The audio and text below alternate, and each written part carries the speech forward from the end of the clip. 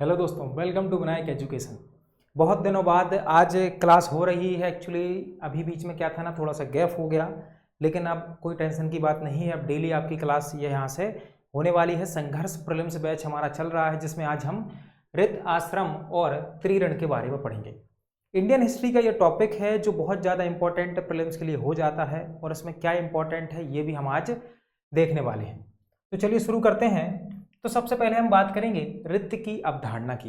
ये रित की अवधारणा एक्चुअल में होती क्या है, तो यदि आप वैदिक साहित्य में जाकर देखोगे तो आपको पता चलेगा कि सिलेबस में एमपीपीएससी ने भी दिया है रित, जो एक व्यवस्था है उसको प्रकृति के नियम या फिर जगत की व्यवस्था कहा जाता है। सबसे पहले हम देखें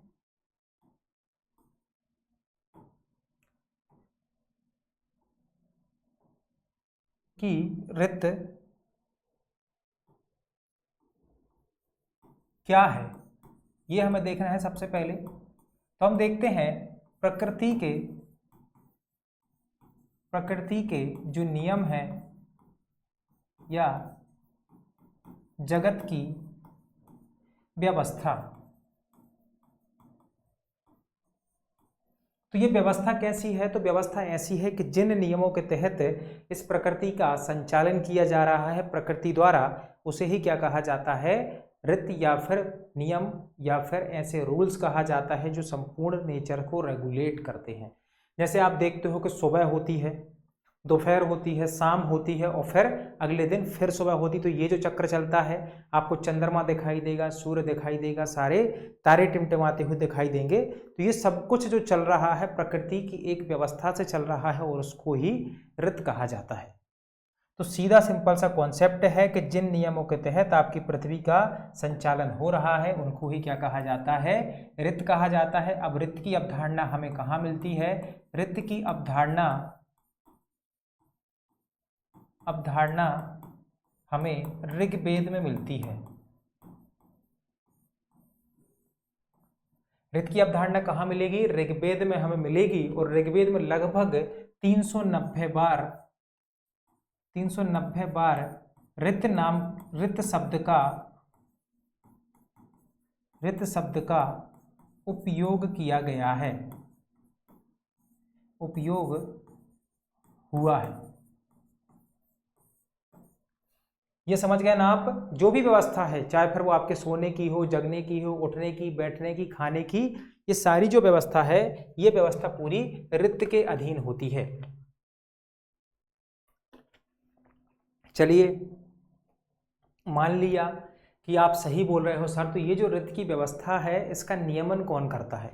कोई तो नियंत्रक होगा जो इसका नियमन करेगा। तो इसके नियमन के लिए याद रखना, एक वैदिक देवता डिसाइड है जिनको कहा जाता है वरुण। क्या कहा जाता है? वरुण। और ये वरुण जो देवता है इनको कहा जाता है ऋत नियामक या फिर ऋतस्य गोपा। ऋतस्य गोपा भी इनको कहा जाता है।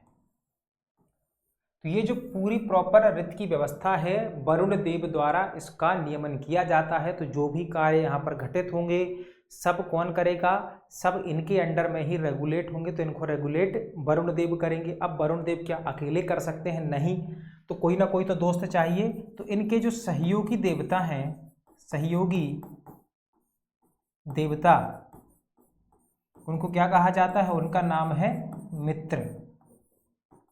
अब ये मित्र से आप ये मत समझना कि दोस्त है, ठीक? देवता है ये भी सहयोग देने वाले। तो उन देवता का जो है नाम ही क्या है? उनका नाम ही मित्र यहाँ पर रखा गया है। तो ये जो मित्र हैं, एक देवता है जो क्या करते हैं? वरुण का सहयोग करते हैं। इसके अलावा क्या होता है सर? तो ये तो ठीक है कि ये नियमन करते हैं, लेकिन इस पर नजर रखने वाला भी तो कोई होगा, जासूस भी तो कोई होगा। बिल्कुल। तो याद रखना कि वरुण का जासूस कौन है? वरुण का जासूस है आदित्य। तो आदित्य कौन है? आदित्य याद रखना ये वरुण का जासूस माना जाता है। तो यहां तक क्लियर है आपको ये रित के बारे में, रित की अवधारणा याद रखना। तो हमारे प्रीलिम्स के दृष्टिकोण से रित की अवधारणा में इतना ही इंपॉर्टेंट है। कितना इम्पोर्टेंट है? इतना ही इम्पोर्टेंट है, ये आपको याद रखना है, यही आपसे पेपर में पूछा जाएगा। तो इतना आप आसानी से बता सकते हो कि जो प्रकृति के नियम है जिनसे प्रकृति का संचालन होता है उसको ही ऋत कहा जाता है। और इसका उल्लेख सबसे पहले ऋग्वेद में आया है। कितनी बार आया है ऋग्वेद में? 390 बार इसका उल्लेख ऋग्वेद में आया है। इसके अलावा इस व्यवस्था पर नियंत्रण रखता है वरुण देव, और वरुण देव को ऋत नियामक या फिर ऋतस्य गोपा कहा जाता है। और इनके सहयोगी, इनके एक ठीक मित्र हैं जिनका नाम भी क्या है? मित्रदेव। और आदित्य को वरुण का जासूस बताया जाता है। तो ये जो आदित्य है वरुण के जासूस का काम करने वाला एक छोटा सा देवता है जो इनके अंडर में काम करता है। चलिए अब बात करते हैं आश्रम व्यवस्था की। दूसरा टॉपिक हमारा क्या है इसमें? दूसरा टॉपिक हमारा आश्रम व्यवस्था है। तो अब हम बात कर लेते हैं आश्रम व्यवस्था की।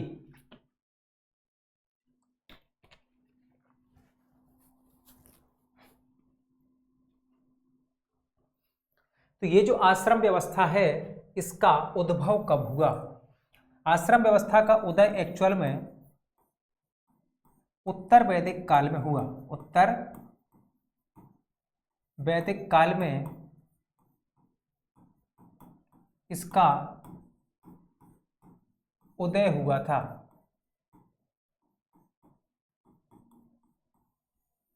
ये चीज समझ गए आप? उदय कब हुआ? उत्तर वैदिक काल में इसका उदय हुआ था। यदि आप आश्रम को देखो तो यह जो आश्रम है यह श्रम धातु से बना हुआ है। श्रम धातु से बना है जिसका अर्थ होता है परिश्रम करना।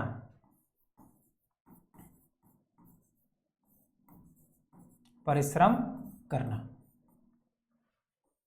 और आश्रम व्यवस्था का अंतिम लक्ष्य क्या होता है? अंतिम लक्ष्य होता है मोक्ष प्राप्त करना। मोक्ष प्राप्त करना। मानव के जीवन में आपको पता है 4 पुरुषार्थ चलते हैं। 4 पुरुषार्थ कौन से हैं? पुरुषार्थ को भी हम बाद में डिटेल में पढ़ेंगे, फिलहाल आप यहाँ पर आप केवल नाम जान लो। सबसे पहला है धर्म, दूसरा है अर्थ, तीसरा है काम और चौथा है मोक्ष। धर्म, अर्थ, काम, मोक्ष, ये जो 4 पुरुषार्थ हैं इनको मानव अपने आश्रम काल में ही पूरा करता है। तो ये चीज़ आपको क्लियर है। अब मैं आपको डेफिनेशन बता देता हूँ एक्चुअल में आश्रम क्या होता है।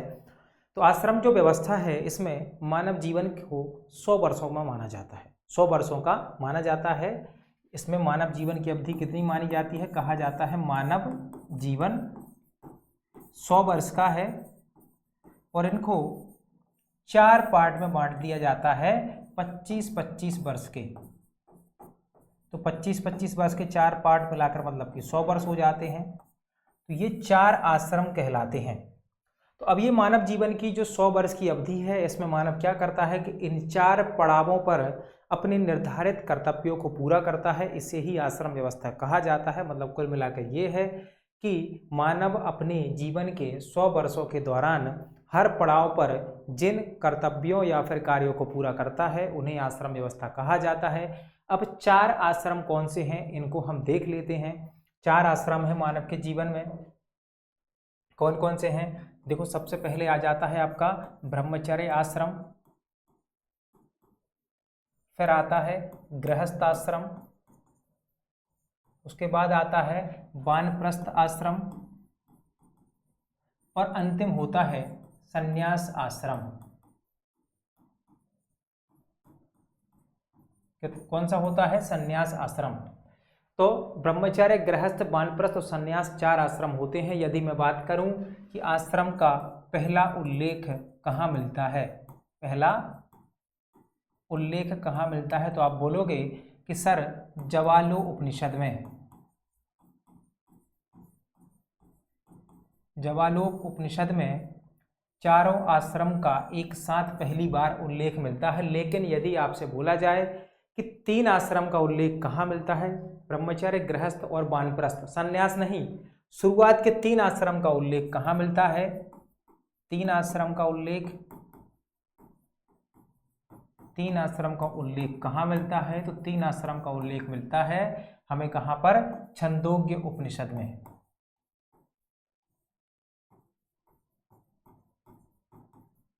छंदोग्य उपनिषद में हमें 3 आश्रमों का उल्लेख मिलता है। तो ये तो चीज़ हमें समझ में आ गई कि यदि सर पूछा जाता है कि 3 आश्रम का उल्लेख कहाँ है तो हम बता देंगे छंदोग्य आश्रम में, और यदि पूछ लें 4 आश्रम का उल्लेख कहाँ है तो हम क्या बता देंगे? हम बता देंगे सर ज्वालो उपनिषद में मिलता है। ठीक है, बता दिया। अब बात है कि चारों आश्रमों को क्रम से समझना है। उससे पहले एक फैक्ट और जान लो, महाभारत जो ग्रंथ है इसमें आश्रम को 4 पैरों वाली या 4 डंडों वाली सीढ़ी कहा गया है। कौन से ग्रंथ में? ये कहा गया है आपसे महाभारत में। महाभारत में आश्रम को 4 डंडों वाली क्या कहा गया है? सीढ़ी कहा गया है।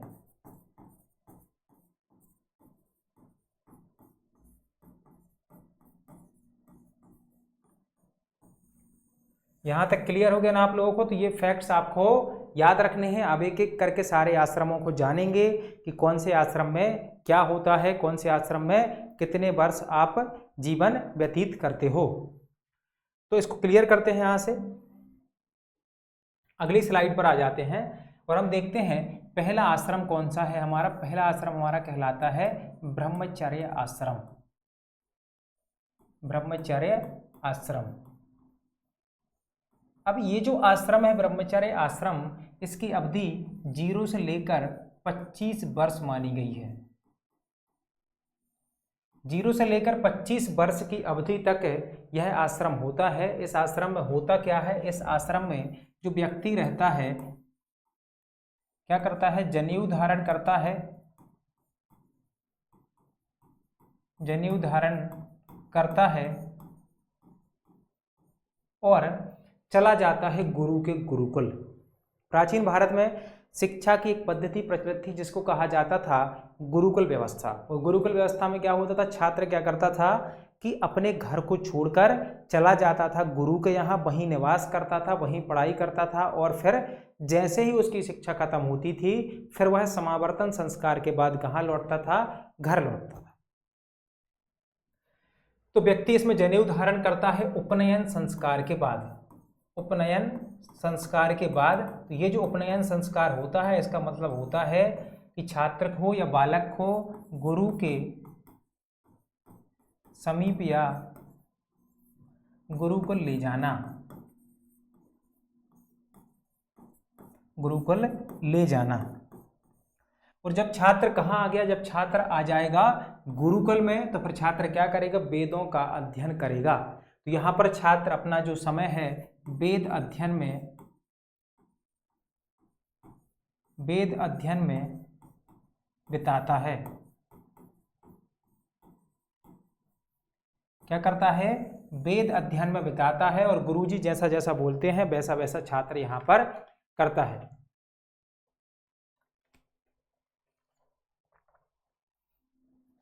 इस आश्रम का मुख्य लक्ष्य क्या होता है? इस आश्रम का मुख्य लक्ष्य होता है शिक्षा की प्राप्ति। शिक्षा की प्राप्ति। और इस आश्रम का जो समापन है वह समावर्तन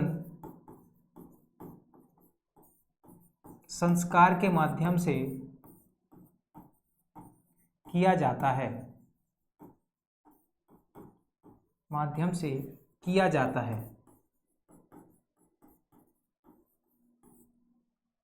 एक चीज और आपको याद रखनी है कि ये जो संस्कार है कौन सा? ब्रह्मचर्य संस्कार। ऐसे ब्रह्मचर्य आश्रम है, इसमें समावर्तन संस्कार भी होता है, उपनयन संस्कार भी होता है। इसके अलावा संस्कार जो हैं,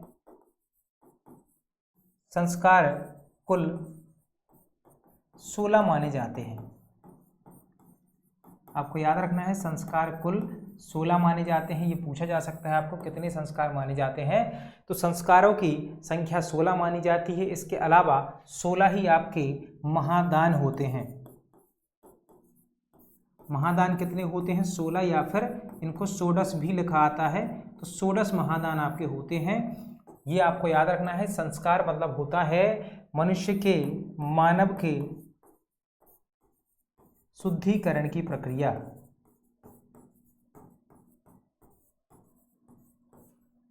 अब ये शुद्धिकरण कैसा होता है? आंतरिक तौर पर आत्मा का शुद्धिकरण किया जाता है इसमें। तो ये मानव के शुद्धिकरण की जो प्रक्रिया है, इसको क्या कहा जाता है? इसको इसी में शामिल किया जाता है, याद रखना। तो ब्रह्मचर्य आश्रम आप समझ गए। ब्रह्मचर्य आश्रम याद रखना सबसे पहला आश्रम है। कौन सा आश्रम है? यह है आपका सबसे पहला आश्रम है। क्रम से भी आपको आश्रम याद रखने हैं।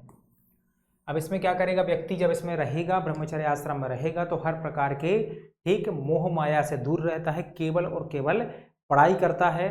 तो व्यक्ति इसमें जनेऊ धारण कर लेता है, उपनयन संस्कार करता है, गुरु के पास जाता है, शिक्षा ग्रहण करता है, और जब लास्ट में इसकी शिक्षा पूरी हो जाती है तो समावर्तन संस्कार एक होता है, दीक्षांत समारोह भी इसको कहा जाता है। इसमें यदि छात्र चाहे तो उसके पास यदि कोई चीज है या वस्तु है, वो गुरु को दक्षिणा देना चाहता है तो दे सकता है। आगे बढ़े, चलो अगला यहां पर दूसरा आता है। ब्रह्मचर्य के बाद दूसरा जो आश्रम है वह कहलाता है गृहस्थ आश्रम।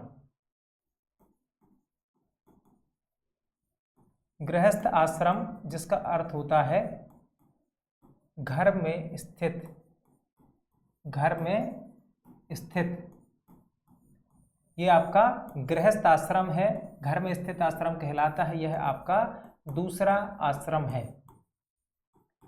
कौन से क्रम का आश्रम है? यह आपका सेकंड नंबर का आश्रम है। और व्यक्ति ब्रह्मचर्य आश्रम के बाद गृहस्थ आश्रम में प्रवेश कर जाता है। और व्यक्ति जब गृहस्थ आश्रम में प्रवेश करता है तो उसके लिए जो प्रक्रिया होती है उसको कहा जाता है विवाह संस्कार। तो व्यक्ति इसमें प्रवेश करता है विवाह संस्कार द्वारा। विवाह संस्कार द्वारा, ठीक, प्रवेश किससे होता है? विवाह संस्कार द्वारा व्यक्ति का इसमें प्रवेश होता है। और इसकी आयु क्या मानी जाती है? इसकी आयु मानी जाती है 25 से लेकर 50 वर्ष। 25 से लेकर 50 वर्ष मानी जाती है। और इसको सबसे प्रमुख आश्रम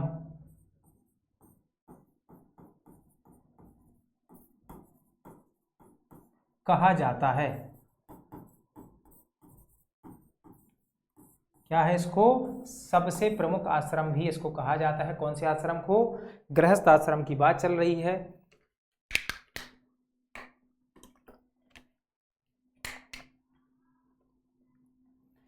अब गृहस्थ आश्रम में होता क्या है? व्यक्ति की शादी हो गई, व्यक्ति बढ़िया क्या करता है? अपने ठीक घर पे रहता है, माता पिता की सेवा करता है, संतान उत्पत्ति करता है। तो इसमें व्यक्ति और भी काम करता है। जैसे व्यक्ति क्या करता है इसमें? ठीक, त्रिऋण,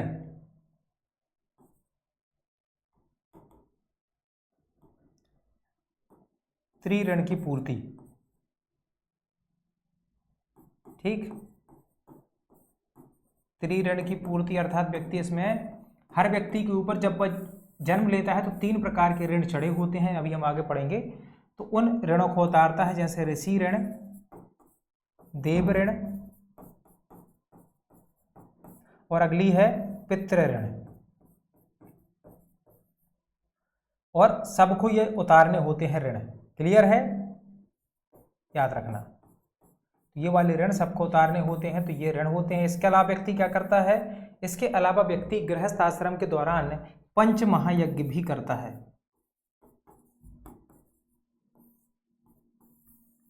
पंच महायज्ञ हम अगले उसमें पढ़ेंगे, अगली क्लास में पढ़ेंगे।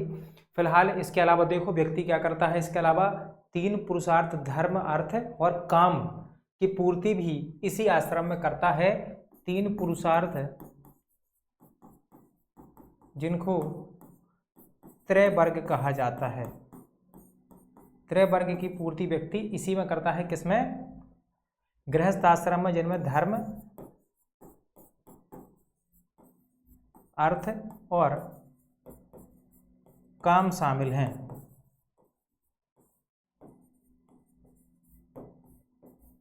ये याद रखना, ठीक। 3 पुरुषार्थ होगा इसमें, तो ये आपका दूसरा आश्रम होगा जिसको कहा जाता है गृहस्थ आश्रम। अगला हमारा आश्रम आ जाता है ब्रह्मचर्य आश्रम हो गया, गृहस्थ आश्रम हो गया। अगला आश्रम जो हमारा आ जाता है उसको कहा जाता है वानप्रस्थ आश्रम।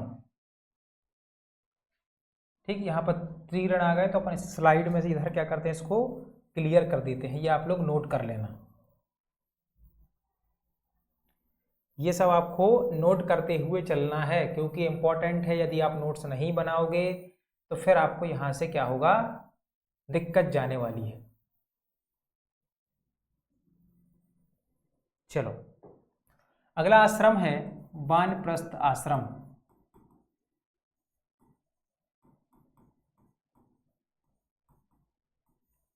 वानप्रस्थ आश्रम जो है ये कौन सा आश्रम है, हमारा 3rd नंबर का या फिर तीसरे क्रम का आश्रम है, जिसका शाब्दिक अर्थ होता है वन की ओर प्रस्थान कर जाना। क्यों भाई, आपने देखो पढ़ाई कर ली, गृहस्थ जीवन भी आपने 25 साल का बिता लिया, अब क्या करोगे? तो अब सीधा है कि भाई उठाओ झोला और वन में निकल जाओ। हम चले ओ रामचंद्र रे, सुना है ना आपने, धड़क धड़क। तो वैसे ही आपको क्या करना है, जैसे ही 50 वर्ष हो उसके बाद निकल जाओ वन में, क्योंकि अब वहां पर क्या है कि बंसी वन में ही बजेगी। तो याद रखना ये क्या होता है, इसका अर्थ होता है वन की ओर प्रस्थान कर जाना। और इसकी जो अवधि है वह मानी जाती है 50 से 75 वर्ष। 50 से 75 वर्ष मानी जाती है। अब व्यक्ति ने क्या किया, अपना गृहस्थ जीवन व्यतीत कर लिया, उसकी संतान हो गई, उसके बच्चे बड़े हो गए, तो उसको लगता है कि भाई मैंने अपना कर्तव्य पूरा कर दिया। तो अब ये जो अपना पूरा दारोमदार या जो जिम्मेदारी है ये किसको सौंप देता है, ये अपने बड़े पुत्र को सौंप देता है। और बड़े पुत्र को ये सब सौंप के व्यक्ति कहाँ चला जाता है, वन में चला जाता है कि अब तो मैं क्या करूंगा, अब मैं जाऊंगा वन में तो भगवान के भजन करूंगा, वहीं पर रहूंगा, बढ़िया ध्यान लगाऊंगा, समाधि करूंगा। तो इसलिए व्यक्ति क्या करता है, वन की ओर प्रस्थान कर जाता है। और इस आश्रम के दौरान व्यक्ति जो काम करता है, जिस पुरुषार्थ को पूरा करता है, उसको कहा जाता है धर्म प्लस मोक्ष। क्योंकि देखो यहां पर ना व्यक्ति क्या करता है, काम वासना की पूर्ति करता है, ना ही व्यक्ति अर्थ की व्यवस्था करता है, ना ही व्यक्ति अर्थ की व्यवस्था करता है। तो ये दोनों नहीं होते हैं। यहां पर व्यक्ति धर्म और मोक्ष की प्राप्ति करता है, ये आपको याद रखना है।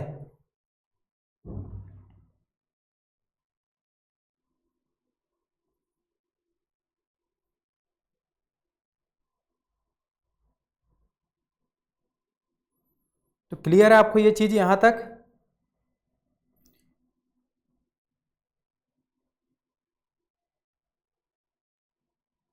चलिए,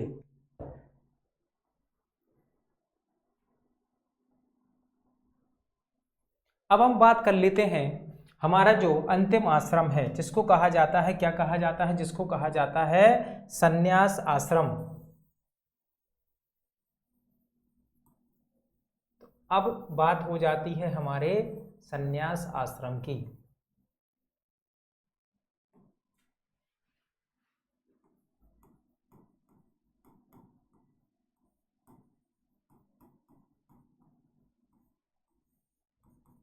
तो संन्यास आश्रम, जैसा कि अभी तक आप क्रम से पढ़ते आ रहे थे, ये कौन सा आश्रम है आपका, 4th और अंतिम आश्रम है। 4th या फिर अंतिम आश्रम है। और संन्यास मतलब होता है सब कुछ त्याग देना और ईश्वर भक्ति में विलीन हो जाना। तो यहां से व्यक्ति क्या करता है, सब कुछ त्याग देता है, सब कुछ त्याग देता है,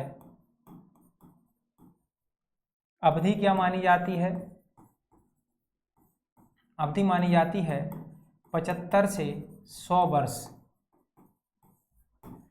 आजकल तो व्यक्ति 75 साल टिकता ही नहीं है, तो 75 से 100 वर्ष इसकी अवधि मानी जाती है। ये आपको याद रखना है। ये हमारे संन्यास आश्रम की बात है। इसमें व्यक्ति क्या करता है? सिर्फ एक उद्देश्य के लिए काम करता है, उसको कहा जाता है मोक्ष। व्यक्ति इसमें क्या करता है? व्यक्ति इसमें वन एंड ओनली मोक्ष के लिए काम करता है। और मोक्ष के लिए आपको क्या करना पड़ेगा? मोक्ष के लिए आपको निष्काम भाव से, ठीक है, निष्काम भाव से ईश्वर की भक्ति करनी पड़ेगी।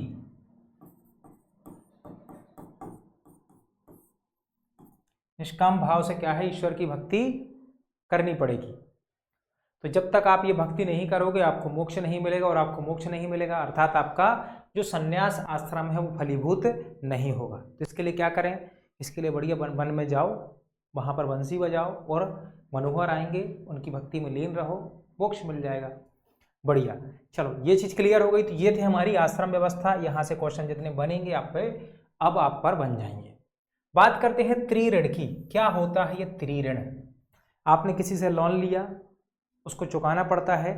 ऐसे ही प्रकृति ने हर व्यक्ति पर 3 प्रकार के ऋण चढ़ाए हैं। जैसे ही व्यक्ति जन्म लेता है, जन्म से 3 ऋण उस पर चढ़ जाते हैं, और व्यक्ति को अपने जीवन काल में ही, वो भी गृहस्थ आश्रम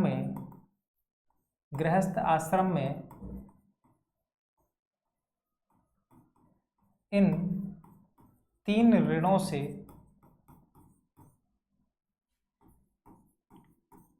ऋण होना जरूरी है। 3 ऋणों से ऋण होना जरूरी है व्यक्ति को अपने जीवन काल में ही। अब इंपॉर्टेंट यहां पर यह है कि सर ये कौन से 3 ऋण होते हैं जिनसे हमें मुक्त होना है? तो पहला तो होता है ऋषि ऋण। कौन सा होता है? पहला तो होता है ऋषि ऋण।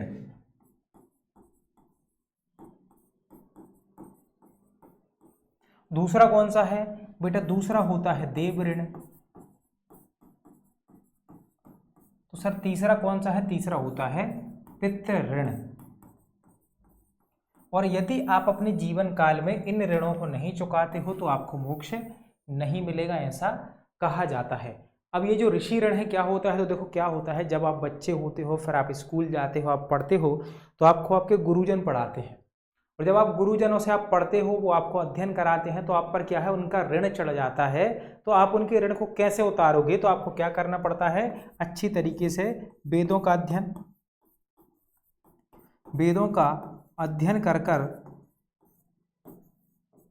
करके व शिक्षा पूर्ण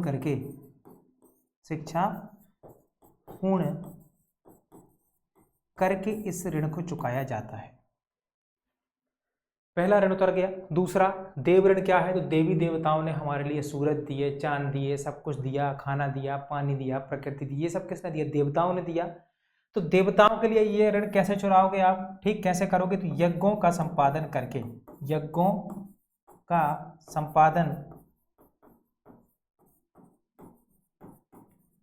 करके आप क्या करोगे? इस ऋण को चुकाओगे। और सर जो तीसरा ऋण है इसको कहा जाता है पितृ ऋण। जो आपके माता पिता ने आप पर उपकार किया, आपको जन्म दिया, तो इसको चुकाने के लिए आपको पितरों के लिए ठीक श्राद्ध वगैरह जो होती है, इनकी श्राद्ध होती है। इसके अलावा आपको क्या करना है? पुत्र की प्राप्ति, मतलब कि आप संतान उत्पन्न करके आप अपना बच्चा पैदा करो और आपके पिताजी का ऋण चुक जाएगा। तो ये यहां से होती है त्रिऋण की संकल्पना। तो ये त्रिऋण का कॉन्सेप्ट आप समझ गए, तो ये आपको याद रखना है। इसके अलावा आपको एक इन्फॉर्मेशन देनी है, संघर्ष प्रीलिम्स बैच चल रहा है, इसके एडमिशन ओपन हो चुके हैं, 15 जुलाई से चल रहे हैं। तो ये आप ज्वाइन कर सकते हो, अभी आपको ऑफर प्राइस में ये मिल जाएगा, तो इसको ज़रूर ज्वाइन करें। फिलहाल आपका सबसे अंतिम जो काम है और अच्छा काम है, आपको चैनल को सब्सक्राइब करना है, लाइक करना है और कमेंट करना आपको बिल्कुल नहीं भूलना है। मिलते हैं अगले लेक्चर में। धन्यवाद।